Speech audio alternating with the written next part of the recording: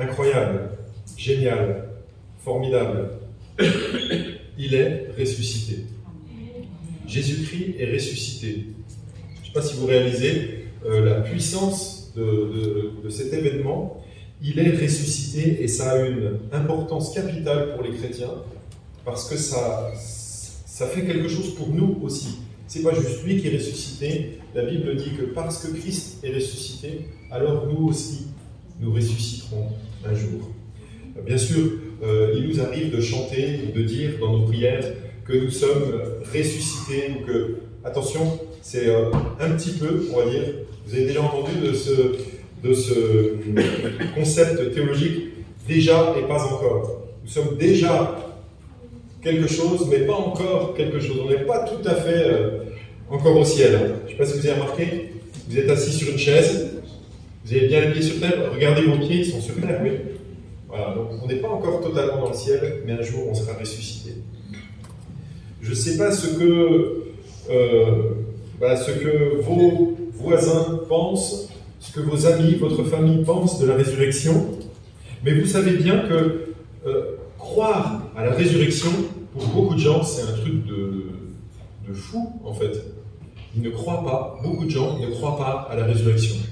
Beaucoup de gens pensent à d'autres théories. Si vous regardez, vous aimez regarder des films, des séries, non? Vous en regardez des fois? Des films, des séries? Peut-être vous lisez des livres. Voilà, ça vraiment c'est exceptionnel. Si vous lisez un livre, levez la main, on voit. Il y en a qui lisent des livres des fois? Oui? Ça devient rare, hein? Et encore, des fois c'est des livres, mais encore c'est un e-book. Mais qu'est-ce qu'on trouve dans les récits, dans les livres et dans les films, dans les séries? Très souvent, on trouve d'autres façons de penser. Pas forcément la foi chrétienne. On trouve que quand on est mort, eh bien, par exemple, on est un petit peu transparent, et puis on continue à marcher autour des gens, et puis on les voit pleurer sur notre mort, et puis qu'est-ce qui se passe? Il y a quelqu'un qui vient, qui nous parle, je sais pas, un ange ou quelqu'un de responsable là-haut, et puis qui nous dit tu as un petit peu de temps pour les voir encore, tu peux pas leur parler, et puis petit à petit tu vas partir, tu seras là-haut. Ouais. Et vous pensez quoi en fait? Vous croyez qu'il se passe quoi quand vous êtes mort? Parce que là on parle de résurrection, mais puisque ça a un impact sur la vie, vous pensez qu'il se passe quoi une fois que vous serez mort? Une fois que vous serez mort, est-ce que vous serez fini? Il ne se passe plus rien. Il y a beaucoup de gens aujourd'hui qui croient ça, hein, qu'il ne se passe rien du tout après la mort. On est annihilé, ça veut dire on est revenu à rien en fait. Il n'y a plus rien du tout, c'est fini. Beaucoup de philosophes pensent ça en fait. Et ils se disent qu'il n'y a pas de raison d'avoir peur de la mort, puisque après la mort, il n'y a rien. Donc pourquoi craindre rien? Il ne se passe rien, c'est fini. Donc voilà. Après, il y a ceux qui pensent, il y a beaucoup qui pensent quand même qu'il se passe quelque chose après la mort. Même ceux qui ne sont pas chrétiens, hein. Il y en a beaucoup qui disent qu'il y a sûrement quelque chose, il y a un paradis, il y a, je sais pas, regardez par exemple ce qu'on raconte aux enfants, souvent. Je vois des publications sur Facebook, Instagram, des livres pour enfants, livres jeunesse, qui évoquent le sujet de la mort. C'est pas facile de parler de la mort avec les enfants. Alors qu'est-ce qu'on fait pour les rassurer? Vous avez vu dans les dessins animés ou dans les livres jeunesse, souvent on évoque la mort avec les enfants en leur disant « Regarde, ta maman, elle veille sur toi. » Alors ils se mettent sur le balcon ou dans le jardin, puis ils regardent dans le ciel, et puis le fils dit à son papa « Papa, tu crois que maman, tu crois qu'elle est où maman? Et tu crois qu'elle pense encore à moi? » Mais bien sûr qu'elle pense à toi, elle veille sur toi. Ah bon? Et elle est où? Ta maman, elle est là-haut, dans les étoiles. Et alors, ta maman, c'est une étoile maintenant. Ah, ouais, ok. Et c'est laquelle? Et souvent, le papa montre, tu vois cette étoile-là? Eh bien, regarde celle qui est juste à gauche. Elle brille un petit peu moins, mais c'est ta maman. Voilà. Ça, c'est l'espérance qui est très souvent répandue. Et je vous assure que j'ai déjà vu des publications sur Facebook où c'est un succès de dingue. C'est-à-dire quand quelqu'un dit ça, en fait, il y a beaucoup de gens qui trouvent ça formidable parce que l'auteur a su parler de la mort aux enfants en termes rassurants. tu vas devenir une étoile, c'est quand même vachement rassurant, quoi. Ouais.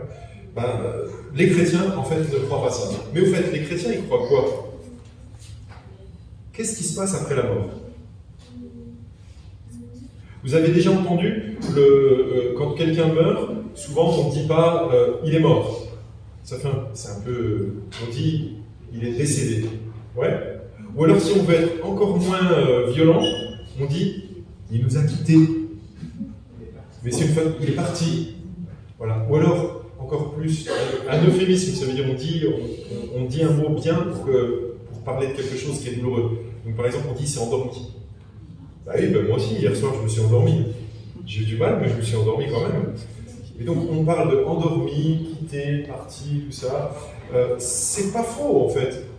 Il faut pas, en tant que chrétien, on ne va pas s'offusquer de ça, parce que même la Bible dit ça. Il y a des fois, il y a marqué que quelqu'un s'est endormi, puis en fait, il s'est endormi, en réalité, il était mort.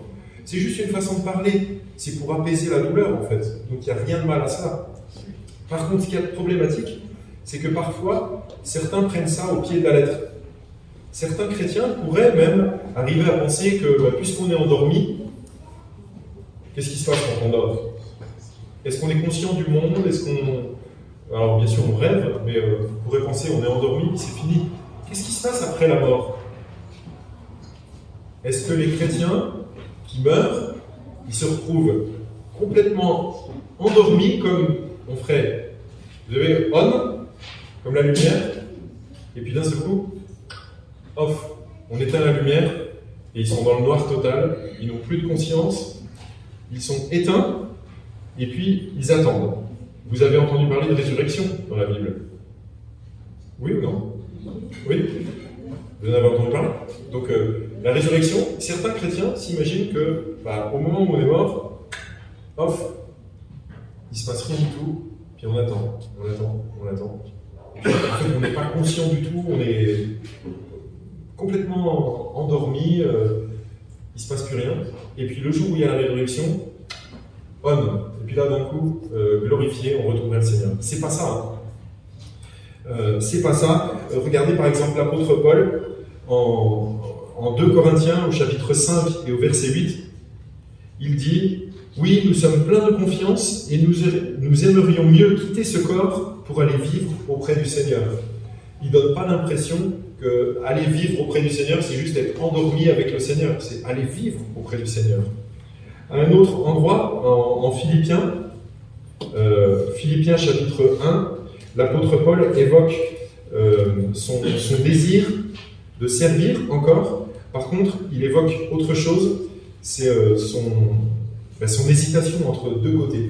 Il y a un côté, il est vivant, puis un côté, il sera mort. On voit ça dans Philippiens, chapitre 1, je vais lire à partir du verset 21. En effet, Christ est ma vie, et mourir représente un gain. Cependant, s'il est utile pour ma tâche que je vive ici-bas, je ne saurais dire ce que je dois préférer.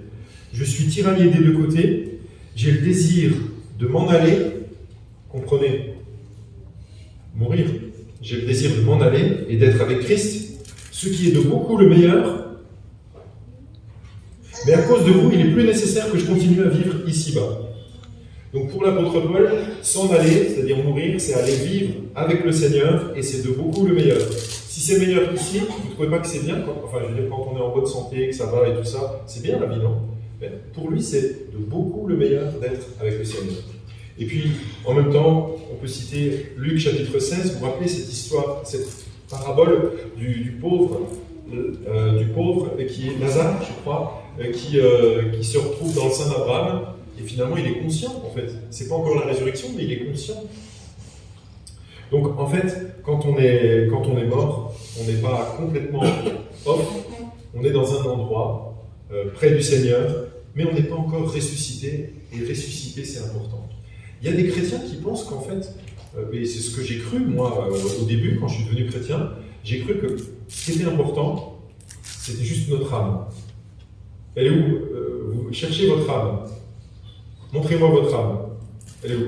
Ah oui, elle est dans la tête. Et du coup, si l'âme, elle est dans la tête, c'est ce qu'on pense, comme ça, donc c'est mon âme. Ce qui veut dire que si je meurs, qu'est-ce qui se passe pour mon corps? Ça, on le sait. Hein. Vous le savez. Au bout d'un moment, le corps, il va retourner à la poussière, d'une manière ou d'une autre. Ça prendra quelques minutes si c'est au crématorium, ça prendra quelques années si c'est au cimetière, mais notre corps va disparaître. Et notre âme, c'est la partie immatérielle, elle va rester. Et moi, j'ai cru pendant longtemps, peut-être pas si longtemps que ça, mais en tout cas quand j'étais chrétien, il y a tellement de gens autour de nous qui parlent du fait que c'est notre âme qui s'en va auprès de Dieu, que moi j'ai cru ça comme ça. Par exemple, on chante que Jésus a sauvé mon âme. On le chante ça, il a sauvé mon âme. Ah alors ça veut dire que c'est mon âme qui est importante. Mon âme part auprès du Seigneur, et j'avais déjà entendu une petite illustration ou une métaphore que j'utilisais de temps en temps quand je parlais de Dieu à mes amis.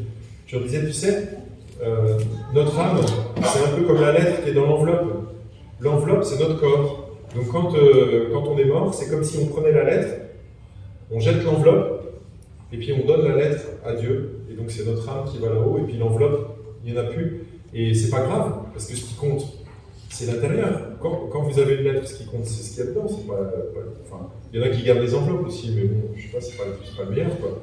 Et donc, moi, j'ai longtemps cru que quand on meurt, on va juste notre âme auprès de Dieu, et puis que ça sera comme ça pour toujours, en fait. Et que du coup, on se retrouvera auprès de Dieu, mais d'une manière immatérielle. On sera des esprits comme Dieu. On n'aura pas de corps, on n'aura pas de bras, on n'aura pas de jambes, on n'aura pas de tête. On sera juste auprès de Dieu. Pourtant, ce n'est pas du tout l'espérance chrétienne. Et aujourd'hui, on va le voir, puisqu'on parle de la résurrection de Jésus. Jésus-Christ est ressuscité avec son corps. Le truc, c'est que lui, c'est 3 jours après sa mort. Il est mort le vendredi, il est ressuscité le dimanche matin. Voilà pourquoi nous célébrons nos cultes le dimanche matin et pas le samedi, le Shabbat, comme les Juifs, qui le célébraient le samedi. Depuis l'ère chrétienne, en fait, on célèbre le culte le dimanche parce que Jésus est ressuscité le dimanche. Alors on va lire un texte, et là, c'est donc le texte du jour, après cette longue introduction, j'en conviens, 1 Corinthiens chapitre 15, et on va lire du verset 1 au verset 32. 1 Corinthiens chapitre 15, verset 1 à 32. Tout le chapitre parle de la résurrection de Jésus et de la résurrection de nos corps. Mais on va lire que la première partie du chapitre. Je vous rappelle, frères et sœurs, l'évangile que je vous ai annoncé, que vous avez reçu et dans lequel vous tenez ferme. C'est aussi par lui que vous êtes sauvés, si vous le retenez, dans les termes où je vous l'ai annoncé. Autrement, votre foi aurait été inutile. Je vous ai transmis avant tout le message que j'avais moi aussi reçu. Christ est mort pour nos péchés, conformément aux Écritures.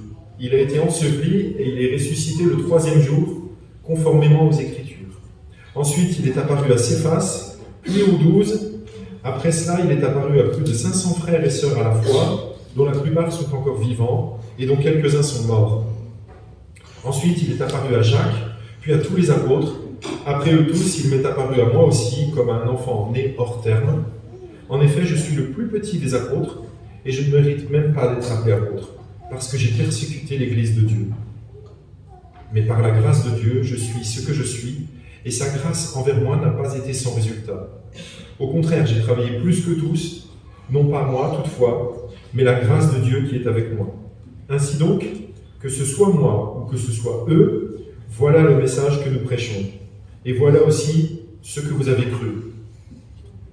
Or, si l'on prêche que Christ est ressuscité, comment quelques-uns parmi vous peuvent-ils dire qu'il n'y a pas de résurrection des morts? S'il n'y a pas de résurrection des morts, Christ non plus n'est pas ressuscité. Et si Christ n'est pas ressuscité, alors notre prédication est vide, et votre foi aussi. Il se trouve même que nous sommes de faux témoins vis-à-vis de Dieu, puisque nous avons témoigné contre Dieu qu'il a ressuscité Christ.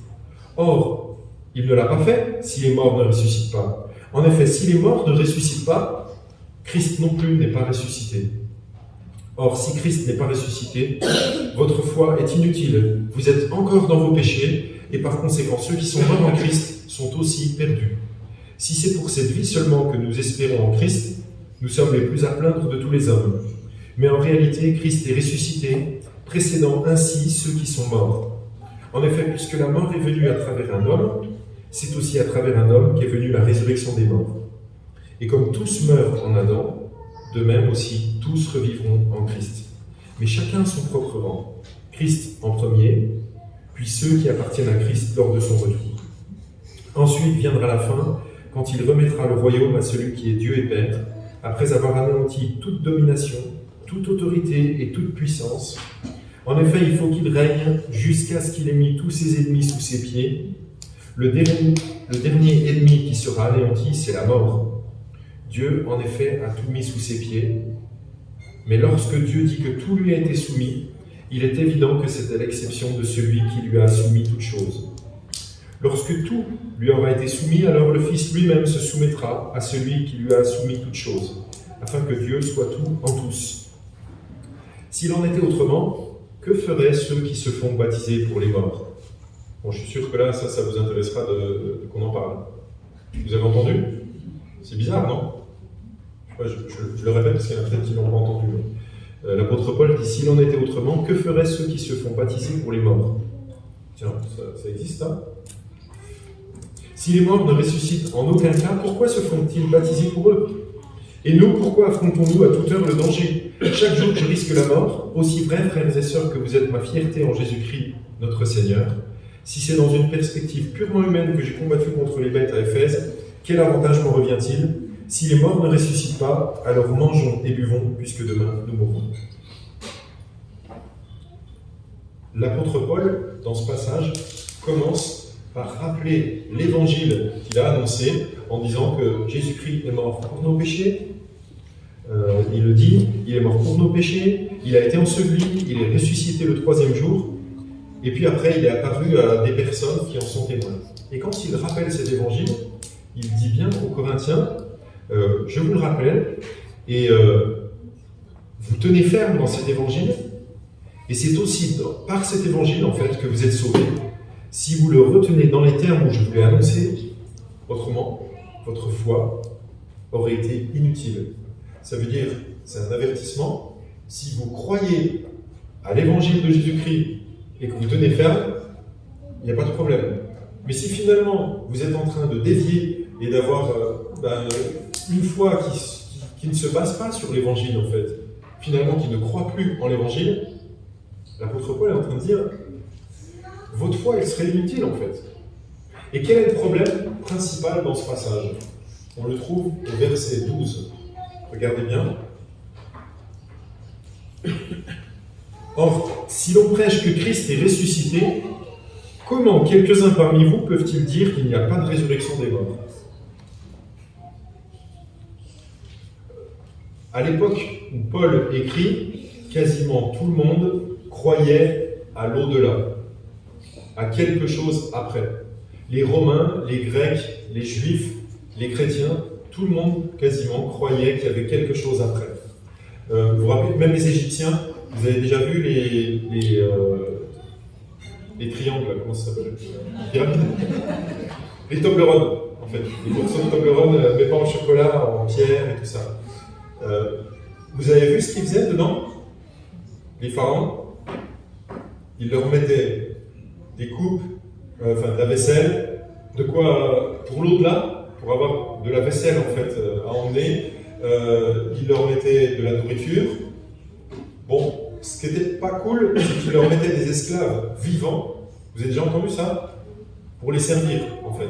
Pour continuer à les servir. Ils étaient morts, mais pour aller dans l'au-delà, il fallait des esclaves. Donc, si vous étiez esclave tout proche du pharaon, quand il mourait, c'était pas très bon, quoi.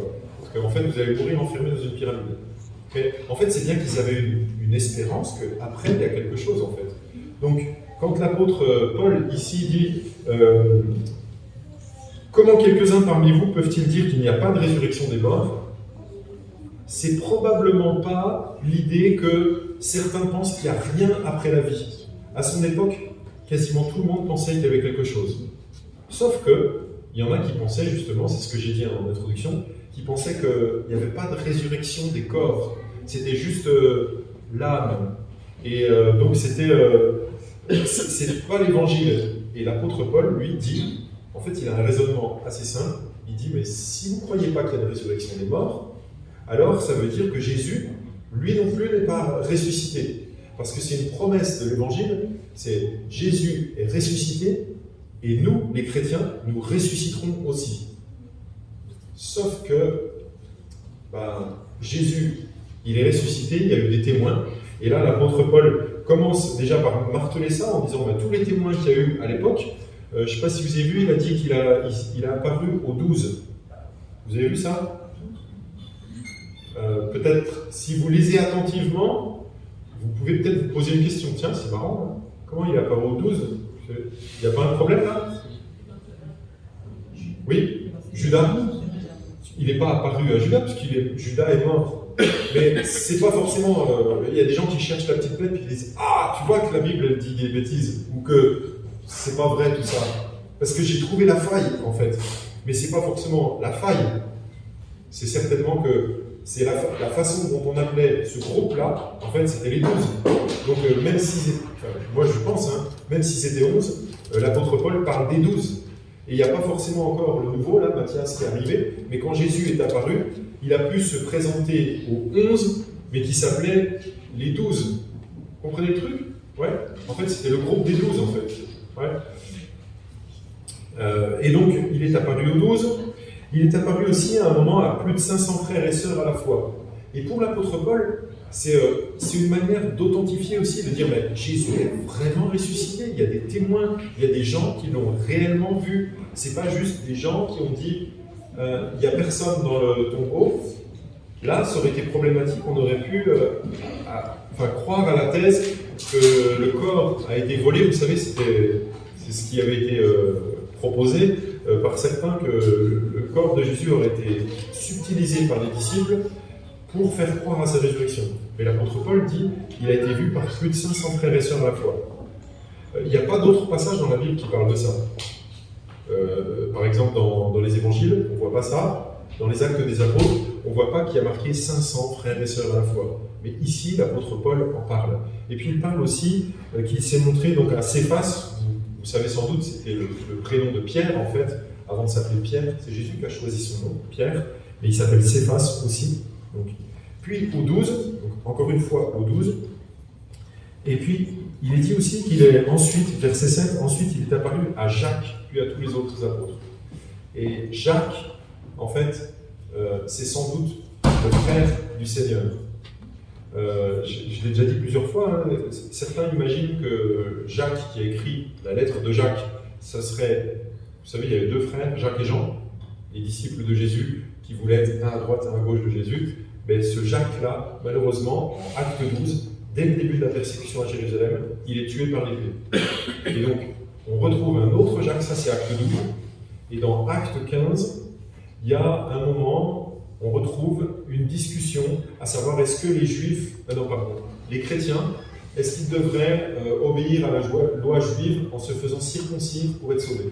Il y a cette question qui surgit, et là, on est à Jérusalem, en acte 15, et on voit, il y a un moment, il y a Pierre, il y a beaucoup de monde qui est là, il y a Paul et Barnabas qui sont revenus pour poser cette question aux apôtres, et puis il y a Pierre qui prend la parole et qui donne son point de vue, et là il y a un autre homme qui se lève, responsable de l'église de Jérusalem, quelqu'un qui a du poids, parce qu'il n'y en a que deux qui parlent, il y a Pierre et Jacques, et on est dans acte 15, et ce Jacques-là, c'est le frère du Seigneur. On en a la certitude, parce que dans l'Épître aux Galates aussi, l'apôtre Paul parle justement qu'il est venu, à un moment, il est venu à Jérusalem, et il a rencontré Pierre et Jacques, le frère du Seigneur. Donc il le précise bien, Jacques, le frère du Seigneur. Donc ce Jacques-là, c'est le frère du Seigneur. Pourtant, les frères de Jésus, vous le savez peut-être, ils ne croyaient pas en Jésus au début. Ils disaient, non, nous on ne croit pas en toi, non mais pour qui il se prend? Il se prend pour un prophète ou quoi? Donc ils n'ont pas cru en lui durant son ministère. Mais sans doute, après la résurrection, il s'est présenté à Jacques, et Jacques a cru en son frère Seigneur. Finalement, ça doit faire un peu bizarre, frère Seigneur, je t'adore. Enfin, ça devait être particulier pour lui, plus que pour nous encore. Donc, tous ces témoins, en fait, sont là pour l'apôtre Paul, pour dire, ben voilà, il y en a qui l'ont vu vraiment ressuscité, donc il l'est. Et l'apôtre Paul dit, en fait, ben, si Christ n'est pas ressuscité, alors En fait, le problème, si vous ne croyez pas à la résurrection de Jésus avec son corps, alors le problème, c'est que vous non plus, vous ne ressusciterez pas. C'est pas possible, en fait. Et si vous ne ressuscitez pas, il en dit, en fait, ceux qui sont morts en ayant la foi en Christ, ils sont perdus, ils sont encore dans leur péché. Parce que la foi chrétienne, c'est pas simplement Jésus est mort et grâce à ça, il a pris ma faute. Ce serait déjà très bien, mais c'est Jésus est mort, il a pris mes fautes à ma place, il est mort à ma place, mais il est ressuscité. Et comme il est ressuscité, alors moi aussi, je ressusciterai. Ce qui veut dire que l'espérance aujourd'hui d'un chrétien, ça n'est pas juste d'être sauvé et un jour, on va se retrouver comme un petit... comme ça, mais c'est d'être ressuscité. Lisez la fin de l'Apocalypse et vous entendrez, vous lirez, vous verrez bien, il est question de nouveaux cieux et de nouvelles terres. Et à plusieurs endroits, il est question d'être ressuscité avec un corps. Et donc dans 1 Corinthiens 15, là j'ai lu le début, mais si ça vous intéresse de lire la suite, il y a quelques versets encore, vous verrez qu'il est question que les chrétiens seront ressuscités avec un corps spirituel.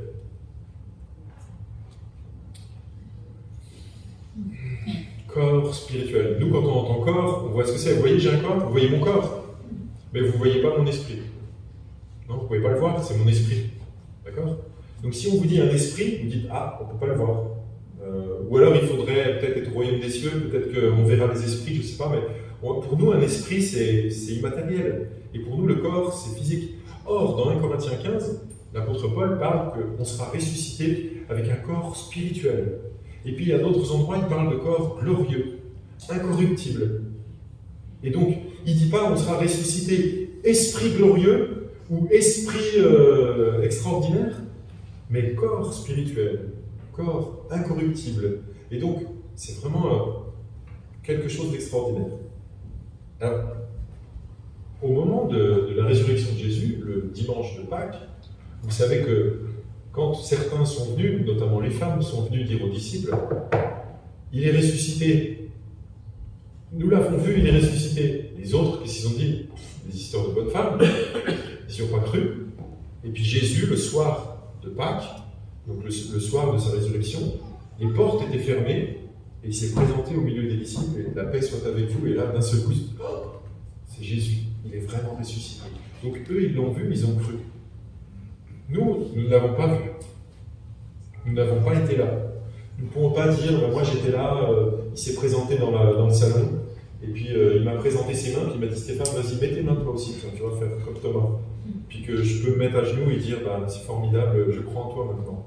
Non, on n'a pas ça. Mais Jésus avait prévenu, heureux ceux qui n'ont pas vu et qui ont cru. Donc il nous encourage aussi à avoir la foi, même si on ne voit pas en fait, la foi en sa résurrection. Et puis, autre chose, il nous invite à croire que nous aussi, nous ressusciterons. Alors là, par contre, autant, en tant que chrétien, parce qu'on a la foi, c'est un don de Dieu, on arrive à croire à la résurrection de Jésus, autant pourtant, peut-être comme les Corinthiens, il peut nous arriver, et il peut arriver à des chrétiens, de bien croire que Jésus est ressuscité, mais de se dire quand même, pour nous, comment c'est possible, quoi? Vous imaginez le papy, là? Vous avez tous un papy qui est mort, non? Ou un grand papy, un arrière-grand papy? Vous en avez tous? Imaginez comment c'est possible, des années après, ressusciter. Alors il y a tous ceux qui posent la question, oui, mais s'il s'est fait manger par un requin dans la mer, bon, c'est des trucs gros, hein, mais c'est souvent ce qu'on dit, oui, puis s'il était pulvérisé, je sais pas, ou il a été brûlé dans le feu, ou s'il est passé au crématorium, ou je sais pas quoi, il n'y a plus rien en fait.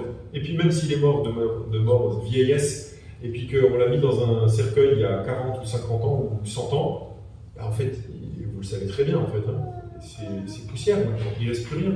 Donc se dire, mais il n'y a plus rien, et on nous dit qu'il faut croire à la résurrection. Alors on se dit, mais comment c'est possible en fait de croire à un truc pareil? Vous avez déjà entendu ça? Des gens qui vous le disent? Puis même vous, avouez que des fois, vous dites, c'est compliqué à croire quand même. Et bien la suite du chapitre nous donne une explication, et l'apôtre Paul dit quelque chose de formidable, qui nous encourage aussi, je crois, c'est qu'il compare la résurrection du corps avec une image toute naturelle. Et là, c'est le printemps, ça tombe bien, on le voit bien. Et la comparaison, c'est entre une graine, quand vous avez une graine, ou un oignon de fleur, par exemple, ou une graine de plante, et bien cette graine, elle a une forme, elle a une taille, des fois toute petite, puis ça paraît mort, en fait. Vous prenez une toute petite graine, vous avez déjà vu des graines de courge? Vous en mangez dans vos salades? Non? C'est bon, ça, hein? Ouais. Ça fait quoi? Même pas 7-8 mm de long, 3-4 mm de large, 1 mm d'épais, c'est tout petit. Ça paraît mort, c'est pas très beau. Et puis, si vous mettez ça en terre, je sais pas, au mois de novembre, par exemple, ou octobre, vous l'enfoncez dans la terre, puis vous laissez la nature faire. Et puis au mois de février-mars, vous allez voir une toute petite feuille qui sort, parce que ça a germé. Et puis cette petite feuille va grossir, et puis ça va faire d'autres feuilles, des tiges et tout ça, puis ça va donner une toute petite courge, puis une grosse courge, puis des fois vous avez des courges qui sont comme ça. Et en fait, l'apôtre Paul veut par là nous faire comprendre que de la même manière que quand tu vois une graine, tu peux jamais imaginer, si tu as jamais vu ça, tu dirais mais c'est pas possible que ça devienne une courge comme ça. Ou qu'une petite graine morte, ou en apparence morte, donne un arbre, je sais pas, un cerisier énorme dans ton jardin, quelques années après, qui va donner des cerises, de faire des clafoutis, des confitures et tout. Tu peux pas imaginer ça, c'est formidable. C'est tellement mieux le cerisier par rapport à la petite graine, donc on a du mal à l'imaginer. Et l'apôtre Paul donne cette comparaison pour nous montrer que on a du mal à croire que notre corps va être ressuscité. Et imaginez votre corps, si vous êtes mort déjà depuis longtemps, n'ayez pas de crainte. Ce que l'apôtre Paul dit ici, n'ayez pas de crainte en fait. La mort, c'est un passage. Mais si vous avez la foi en Christ, vous croyez qu'il est ressuscité, alors croyez que vous aussi, vous ressusciterez, avec un corps glorieux. Et l'apôtre Paul prend cette image pour nous dire, finalement, nous aussi, comparez, nous, notre corps là, tel que nous nous voyons, c'est l'équivalent de la graine. Donc même si vous trouvez que c'est génial, il y en a qui se trouvent beaux parmi nous. Ah, je ne vais pas dire son prénom parce que c'est sur YouTube, mais on en voyait de là-bas, vous voyez. Il y en a une qui se trouve belle, c'est bien. J'espère que ses enfants peuvent lui dire aussi. Il n'y en a pas d'autres qui se trouvent beaux? Bon, est-ce que vous trouvez d'autres gens qui sont beaux dans l'église? Il y en a quelques-uns quand même. Ouais, c'est quand même formidable. Hein. Bon. Eh bien, si finalement on est un peu comme une graine, la résurrection, ça serait plutôt la plante, en fait. C'est ça que l'apôtre Paul dit. Et nous, quand on pense à plus tard, quand on passe devant un cimetière, quand on pense à tonton, tata ou grand-père qui est décédé, nous, ce qu'on imagine ou ce qu'on sait, c'est qu'il n'y a plus grand-chose en fait. Ou alors que s'il y a quelque chose, c'est vraiment de la poussière. Et donc on a du mal à se projeter en fait. Et surtout si on nous dit résurrection, comment? Eh bien ici l'apôtre Paul donne cette image pour nous montrer la grandeur de la résurrection. L'apôtre Paul finit ce passage que je viens de lire en disant que lui, alors, il faut que je parle, pardon, avant de finir quand même, ce verset qui est un peu compliqué là, le verset 29. L'apôtre Paul est en train de discourir sur le fait que si on ne croit pas à la résurrection des morts, il y a des choses qu'on fait qui ne sont pas logiques en fait, en tant que chrétien. Et il dit, s'il en était autrement, que feraient ceux qui se font baptiser pour les morts? Si les morts ne ressuscitent en aucun cas, pourquoi se font-ils baptiser pour eux? Vous avez peut-être une idée de ce que ça veut dire, ça? Se faire baptiser pour les morts? Est-ce que vous pensez qu'on peut le faire?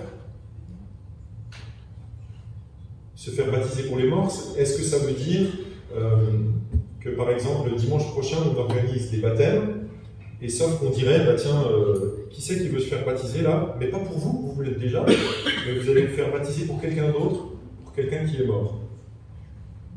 C'est ça? Il y a des gens qui l'ont compris comme ça, littéralement. Je je ne vais pas balancer, mais ça commence par un M. C'est une religion qui commence par un M, d'accord? Les M. D'accord? Vous avez compris? Cherchez sur Internet, vous trouverez qui se fait baptiser pour les morts. Et puis, imaginez, ce serait qu'on fait un service de baptême, et puis chacun pense à tout plein de gens de sa famille, et puis se dit, je vais me faire baptiser pour eux, en fait. Mais dites-moi, est-ce que vous croyez que le baptême en lui-même sauve? Si c'est ça, ça veut dire que vous avez une théologie qui n'est pas très droite. Ce n'est pas le baptême qui sauve. Le baptême n'est que la démonstration de la foi que vous avez déjà. Donc si vous avez la foi personnelle, celui qui croit en Christ a la vie, celui qui ne croit pas n'a pas la vie. Donc si vous avez la foi, vous faites baptiser, c'est bien, mais si vous n'avez aucune foi, vous ne croyez en rien, vous faites baptiser, ça ne changera rien du tout. Ce n'est pas un truc magique qui fait qu'on entre dans la famille de Dieu ou qu'on est automatiquement sauvé, le baptême. Donc si je me faisais baptiser pour quelqu'un qui n'a jamais eu la foi, de ma famille ou un ami ou n'importe qui, j'aime bien un auteur, par exemple Victor Hugo, puis je lui dis, j'en sais rien, s'il était chrétien, allez, je me fais baptiser pour lui. Ce sera toujours ça. S'il était chrétien, il est déjà sauvé, s'il avait déjà la foi au Seigneur. Mais s'il n'avait pas, c'est pas parce que je me fais baptiser pour lui que ça va changer quelque chose. Alors par contre, ça pose problème parce que l'apôtre Paul ne dit pas s'il en était autrement, que feraient ceux qui se font baptiser pour les morts. Je précise au passage, lui il aurait pu écrire, je précise au passage que c'est stupide et que ça ne sert à rien, mais il ne l'a pas fait.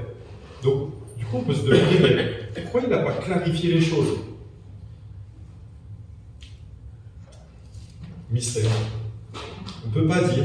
Par contre, ce qu'on peut dire, c'est qu'il n'y a aucun endroit dans la Bible où on voit qu'il existe un salut par procuration. Vous voyez ce que ça veut dire par procuration? Comme quand on vote, par exemple, on l'a eu de notre âge il n'y a pas longtemps, quelqu'un donne sa procuration, s'il dit « je ne suis pas là, mais je te donne le pouvoir, tu peux voter à ma place ». Le salut par procuration, ça voudrait dire que je peux obtenir le salut pour quelqu'un, même si lui ne le veut pas, moi je l'obtiens pour lui.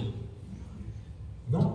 Donc il n'y a pas de salut par procuration dans la Bible, et donc il n'y a pas non plus de baptême pour obtenir le salut par procuration. Donc ce passage est étonnant. On va dire que c'est des passages dans la Bible comme ça, parfois qui nous surprennent, et on ne sait pas ce que ça veut dire. Mais donc l'apôtre Paul ne le condamne pas, mais il l'utilise en fait. Ce qui se passe, c'est un fait. Il y a des gens qui font ça. L'apôtre Paul le relate. Il y a des gens qui se font baptiser pour les morts.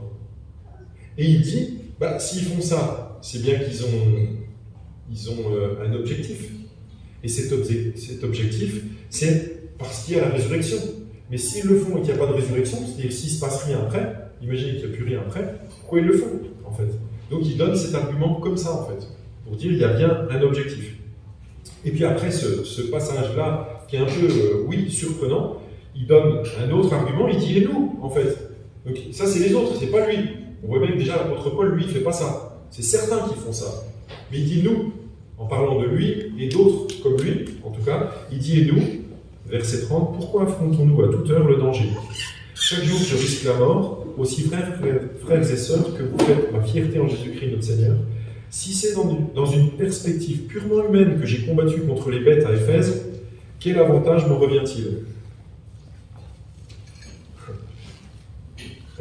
L'apôtre Paul a été persécuté, nous l'avons déjà vu, plus d'une fois, lapidé, jeté en prison, fouetté, tout ça, il y avait plein de trucs. Quand il dit qu'il a combattu contre les bêtes à Éphèse, moi je ne pense pas qu'il ait combattu vraiment comme vous avez déjà vu dans les films, les films comme les films romains, où on voit, de l'époque romaine, où on voit le cirque, et puis on jette des gens au milieu, puis c'est génial à regarder, ils se battent à main nue contre 2 tigres par exemple. Vous avez déjà vu ça? Il y a des gens qui, à l'époque, c'était vraiment le truc sympa. Au lieu d'aller au cinéma ou au théâtre, on pouvait aller voir ça.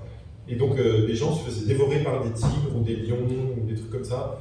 Et ça faisait rire les gens, en fait, ils étaient contents. Vous iriez, vous, voir ça? Non, je sais pas. C'est glauque quand même. Hein. Mais c'était un spectacle de l'époque. Mais ici, quand l'apôtre Paul dit qu'il a combattu contre les bêtes à Éphèse, je pense que c'est plutôt de manière métaphorique, en fait, une image. Il a combattu contre des gens qui étaient dans l'opposition, qui se sont comportés comme des bêtes, en fait, avec lui. Parce que, rappelez-vous, l'apôtre Paul était un citoyen romain, et les citoyens romains ne subissaient pas ça. C'était les autres, en fait.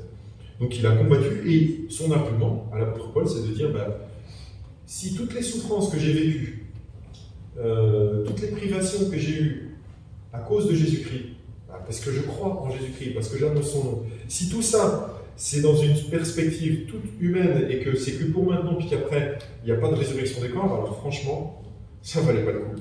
Et à un autre endroit, un petit peu plus tôt, il dit, et pour nous tous, c'est pareil en fait. On est les plus malheureux des hommes, parce que finalement, alors, il parle de persécution, mais dans un sens, nous, même si on n'est pas persécuté, on pourrait dire, vous vous rendez compte, si finalement il n'y a pas de résurrection des corps, ça veut dire que toute votre vie, vous aurez passé du temps à prier, à lire la Bible, à aller au culte, faire plein de choses. Si finalement il n'y a pas de résurrection des corps, arrêtez de croire. Si vous croyez qu'il n'y a pas de résurrection des corps, arrêtez, c'est pas la peine. Ou vous croyez tout, ou vous lâchez tout. En gros, je pense que c'est un peu ça qu'il veut dire l'apôtre Paul. Donc vous voulez croire tout ou pas? Parce que si vous ne voulez pas croire tout, et croire aussi à la résurrection des corps, alors l'apôtre Paul en conclut comme ça, il dit, c'est la fin au verset 32, il dit, si les morts ne ressuscitent pas, alors mangeons et buvons, puisque demain nous mourrons. Et ça ne veut pas dire forcément mangeons comme des cochons avec abus et buvons comme. Enfin, c'est pas forcément faire des orgies, mais c'est la philosophie en fait des épicuriens, c'est-à-dire profitons de la vie. En fait, profitons de ce qu'il y a de bon. Alors, en tant que chrétien, est-ce qu'on n'a pas le droit de profiter quand même? C'est-à-dire bien manger, bien boire, bien. Je dis bien, je n'ai pas dit beaucoup ou trop, mais bien. Oui. Mais là, ce que l'apôtre Paul est en train de dire, c'est sans doute, si finalement il n'y a pas de résurrection des corps, si finalement il n'y a rien, en fait, à ce moment-là, il faut juste profiter de la vie maintenant, en fait, de ce qu'il y a. Donc mangeons, buvons, profitons des amis, profitons des sorties, profitons. Et est-ce qu'on ne fait pas ça, nous, les chrétiens aussi? En fait, si. En fait, si. On profite aussi. Et je pense que là, l'apôtre Paul est en train d'un peu titiller les chrétiens et de dire, est-ce que c'est ça seulement la vie? Est-ce que c'est juste profiter d'être marié, d'avoir des enfants, d'acheter, de vendre, de bien manger, de bien boire, d'avoir des relations et de construire sa vie, et puis un jour tu meurs et il n'y a plus rien. Si c'est ça, c'est triste en fait. Et ce n'est pas l'espérance des chrétiens. Aujourd'hui, on fête la résurrection de Jésus, il est ressuscité, et donc on se rappelle aussi que notre vie ne s'arrête pas là. Que s'il y a des souffrances, s'il y a des persécutions, s'il arrive qu'on se moque de vous parce que vous parlez de votre foi, si vous passez du temps pour parler du Seigneur, si vous avez des choses qui ne sont pas forcément agréables, eh bien, c'est pas si grave que ça, en comparaison à ce qui nous attend après, en fait. Jésus est ressuscité, et nous aussi, nous ressusciterons. Vous voulez croire ça? C'est la seule foi chrétienne, en fait. Il n'y a pas de foi à demi-mesure. Nous devons croire aussi à notre propre résurrection. C'est très rassurant, et c'était mon envie aujourd'hui de célébrer la résurrection de Jésus, mais de dire, c'est vraiment l'évangile, c'est croire aussi à la nôtre de résurrection. Si vous n'avez pas cette foi-là, l'apôtre Paul a relisé le texte, il dit, en fait, votre foi, elle est vaine. Et si vous n'avez pas cette foi-là, comme votre foi est vaine, en fait, vous êtes encore dans vos péchés. Et si vous êtes encore dans vos péchés, eh bien, vous n'êtes pas sauvés. Si vous n'êtes pas sauvés, un jour, vous irez vers Dieu, et puis il vous accueillera un instant uniquement pour vous juger, vous condamner, vous rejeter. C'est pas très joyeux, c'est très dur à annoncer, mais c'est l'évangile en fait. La vérité, c'est ça en fait, c'est ce qui est annoncé dans l'évangile.